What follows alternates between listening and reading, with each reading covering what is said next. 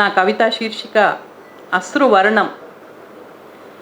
కన్నీటికి రంగులద్దకండి, కన్నీటికి రంగులద్దకండి, దుఃఖమైన ఆనందమైన అశ్రువులకు వర్ణం ఉండదు.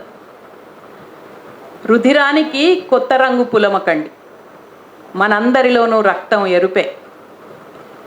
భూమధ్య రేఖ మీద నిలబడి చెబుతున్నాను, అక్షాంశ రేఖాంశ రేఖలు ప్రపంచాన్ని విభజిస్తున్నట్టే వర్ణాలు వర్గాలు మనుషుల్ని విడదీస్తున్నాయి.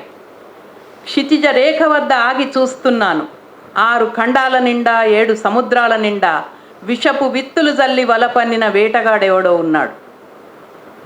చేపలో పావురాలో పడకపోతాయా అని వేచి చూస్తున్నాడు. మనుషుల్ని విడదీసే దొంగ దెబ్బ కోసం దారి కాస్తున్నాడు. వెర్రి గొర్రెలను బలికి సిద్ధం చేస్తున్నాడు. వేటుతో నీటిని విడదీయలేవని వాడికి చెప్పొద్దా? వేటుతో నీటిని విడదీయలేవని వాడికి చెప్పొద్దా? ఎరతో పాటు వలను కొరికేస్తామని వాడికి తెలుపొద్దా? గింజలు మేసి వలతో పాటు ఎగురుతామని ఎరక చేయొద్దా? ఘర్షణతో నిప్పును పుట్టించిన వాళ్ళం మంటను ఎగదోయడం మాత్రమేనా, ఆర్పడం తెలియొద్దా? సంజ్ఞలతో భాషను శబ్దంతో మాటను కనిపెట్టిన వాళ్ళం ద్వేషమేనా, ప్రేమను ప్రకటించడం తెలియొద్దా? రాళ్లను ఆయుధాలుగా మార్చిన వాళ్ళం క్రూర మృగాలకి అన్నదమ్ములకి తేడా తెలియొద్దా? ఆదిమ గుహల్లో అమ్మ ఉమ్మ నీటిలో నువ్వు నేను అతడు ఆమె ఒకేలా పుట్టాం. ఎక్కడ పుట్టాలో ఎంపిక నీది కాదు. పుట్టాకే నీ తలపై ఓ టోపీ వస్తుంది, నా నుదిటిపై ఓ బొట్టు మొలుస్తుంది. పెరుగుతుంటే నీ మెళ్ళో ఎవరో సిలువ వేస్తారు, నా తలపై ఓ పాగా చుడతారు. అవి అలంకారాలైతే పర్వాలేదు, ఆయుధాలైతేనే ప్రమాదం.